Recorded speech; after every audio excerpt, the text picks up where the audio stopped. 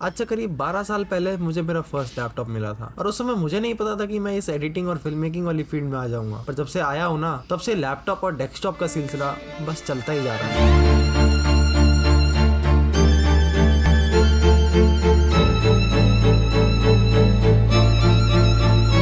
और इतने सारे लैपटॉप और डेस्कटॉप को बार बार स्विच करने के बाद आई फाइनली रियलाइज्ड कि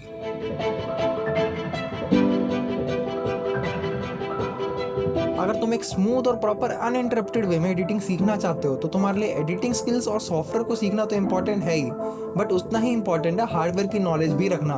बिकॉज लेट सपोज अगर मैं तुम्हें एक एप्पल कट करने को बोलूँ एंड उसके लिए मैं तुम्हें दो ऑप्शन दूँ, the first one with a normal sharp knife and the second one with a blunt butter knife. तो यहाँ पे तुम्हें एप्पल को कट करना आने तो जरूरी है ही, बट उतना ही इंपॉर्टेंट है ये पता होना कि तुम्हें कौन से नाइफ से एप्पल को कट करना है। डेफिनेटली तुम बटर नाइफ से भी एप्पल को कट कर ही लोगे, बट तुम्हें शायद वो स्मूथ एक्सपीरियंस ना मिले जो तुम्हें एक नॉर्मल शार्प नाइफ से मिलेगा। एग्जैक्टली यही मेरा पॉइंट है कि तुम अगर एडिटिंग सीखना चाहो तो रैंडमली किसी भी लैपटॉप या डेस्कटॉप से सीख ही लोगे, but to have a smooth experience you need to have the right laptop and desktop with you. अब देखो, मेरा फंडा for right laptop and desktop choose करने का सिंपल है। मैं सिंपली अपने आप से या फिर अगर किसी और को भी सजेस्ट करना होता है तो ये 3 क्वेश्चंस पूछता हूं उनसे, जिनको आंसर करने का ये प्रॉपर क्लियर हो जाता है कि विच लैपटॉप या PC to go for. And सिर्फ एडिटिंग पर्पस के लिए नहीं, अगर तुम्हें किसी और भी पर्पस जैसे कि कोडिंग, डिजाइनिंग, वीएफएक्स या 3D मॉडलिंग के लिए भी चाहिए तो भी ये 3 क्वेश्चन बहुत एफिशिएंट साबित होते हैं। So the very first question you have to ask yourself is what is my budget. तो इससे पहले कि तुम ऑनलाइन बाकी लोगों के महंगे महंगे सेटअप्स और टॉप लेवल लैपटॉप्स को देख के अपने सपने सजाने लगो, भाई प्लीज जाग जाओ।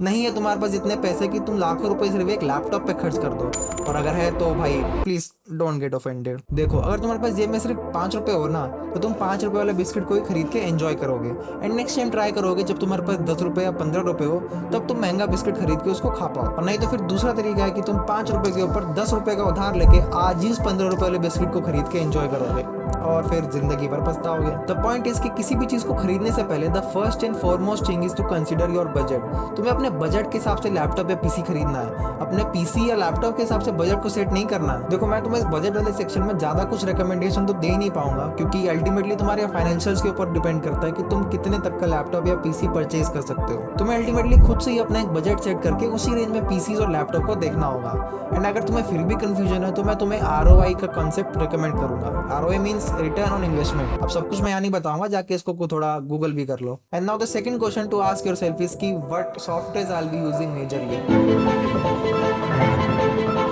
दैट मीन्स योर पर्पस और योर रिक्वायरमेंट। तुम्हारा लैपटॉप या डेस्कटॉप कैसा परफॉर्म करता है ये हेवीली डिपेंड करता है कि तुम उसमें कौन कौन से सॉफ्टवेयर यूज कर रहे हो। A fish can't be judged by his capabilities of climbing a tree. ये लाइन मैंने नहीं बोली, आइंस्टाइन ने बोली थी शायद। जिसका मतलब है कि तुम अगर एक फिश को उसके पेड़ पर चढ़ने की परफॉर्मेंस से जज करोगे तो ऑब्वियसली वो खराब आएगी ही आएगी। सिमिलरली अगर तुम एक लैपटॉप और एक डेस्कटॉप की परफॉर्मेंस जो स्पेसिफिक काम के लिए बना ही नहीं है उसमें जज करोगे तो वो भी ऑब्वियसली खराब ही आएगी। देयरफॉर ये बहुत ही इंपॉर्टेंट है उन सॉफ्टवेयर को आइडेंटिफाई करना जो कि तुम मेनली यूज करने वाले हो, एंड उन सॉफ्टवेयर के हार्डवेयर रिसोर्सेज को आइडेंटिफाई करना जिससे कि वो पूरा सॉफ्टवेयर स्मूथली रन कर पाए। फॉर एग्जाम्पल, अगर तुम्हें प्रीमियर प्रो यूज करना तो तुम्हें ये पता होना चाहिए कि प्रीमियर प्रो एक बहुत ही ज्यादा प्रोसेसर इंटेंसिव सॉफ्टवेयर है, तो उसके लिए एक अच्छे प्रोसेसर वाला लैपटॉप या डेस्कटॉप बेटर रहेगा। एंड अगर तुम्हें आफ्टर इफेक्ट्स या फिर फोटोशॉप चलाना हो तो तुम्हें ये पता होना चाहिए कि ये दोनों ही सॉफ्टवेयर रैम इंटेंसिव है, जिसके लिए तुम्हें बहुत ही हाई रैम लगेगी अपने लैपटॉप या फिर डेस्कटॉप में। एंड अगर तुम्हें ब्लेंडर जैसे 3D सॉफ्टवेयर यूज करना है तो तुम्हें ये पता होना चाहिए कि ये CPU, GPU, रैम और ऑलमोस्ट सारी चीजें यूटिलाइज करता है तुम्हारे सिस्टम की, तो तुम्हें डेफिनेटली टॉप नॉच वाला सिस्टम चाहिए रहेगा सॉफ्टवेयर चलाने के लिए। भैया ये कैसे पता लगेगा कि कौन सा सॉफ्टवेयर किस हार्डवेयर रिसोर्स को ज्यादा यूटिलाइज कर रहा है? तो भाई सिंपल है, जाके गूगल कर लो यार। और फिर भी कोई कंफ्यूजन है तो तुम जो भी सॉफ्टवेयर यूज कर रहे हो उसके ऑफिशियल वेबसाइट पर जाके चेक करो, वहाँ पे तुम्हें minimum and recommended hardware requirements देखने को मिल जाएंगी। बट मेरी मानो तो वेबसाइट पे जो भी रिकमेंडेड हार्डवेयर रिक्वायरमेंट्स लिखी हुई है, रिकमेंडेड, मिनिमम नहीं, उस रिकमेंडेड रिक्वायरमेंट से थोड़े से ऊपर लेवल के स्पेक्स ही कंसीडर करना, obviously if you have the budget. And now the अगला question to ask yourself before buying a laptop और PC is what will be the intensity of your work. यानी कि तुम कितनी शिद्दत से उस काम को करना चाहते हो, और इस केस में कि तुम कितनी शिद्दत से एडिटिंग करना चाहते हो। मतलब कि देखो, मैंने जस्ट अभी अपने पिछले सेगमेंट में ही कहा, बट मेरी मानो तो वेबसाइट पे जो भी रिकमेंडेड हार्डवेयर रिक्वायरमेंट्स लिखी हुई है, उस रिकमेंडेड रिक्वायरमेंट से थोड़े से ऊपर लेवल के स्पेक्स ही कंसीडर करना। एंड मेरा ये क्वेश्चन उस स्टेटमेंट को जस्टिफाई करता है, बिकॉज देखो, अगर तुम्हें सिर्फ बेसिक लेवल की एडिटिंग करनी है तो जो रिकमेंडेड स्पेक्स है that will do just fine. But जैसे जैसे तुम किसी भी काम में और गहरा इन्वॉल्व होते जाते हो, फॉर दिस केस एडिटिंग, वैसे वैसे उस काम की इंटेंसिटी और प्रोफेशनलिज्म भी बढ़ता चला जाता है। अगर तुम सिर्फ 1080p पे एडिट करते हो तो भाई कभी ना कभी तो 4K पे आओगे ना, और जहाँ पे तुम प्रीमियर प्रो में सिर्फ 2 या 3 लेयर्स के साथ काम करते थे, वहाँ कभी ना कभी 10 लेयर से फिर 20 लेयर तक तो जाओगे ही।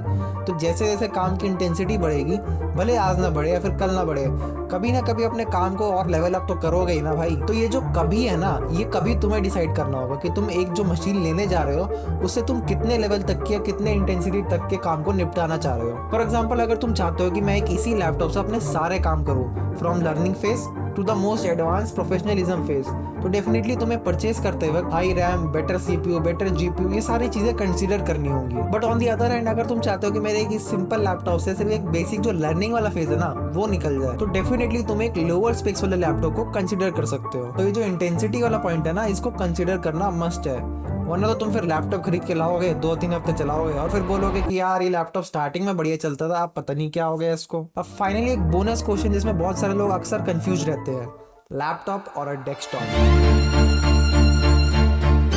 तो इसका एक सिंपल आंसर है योर लाइफस्टाइल।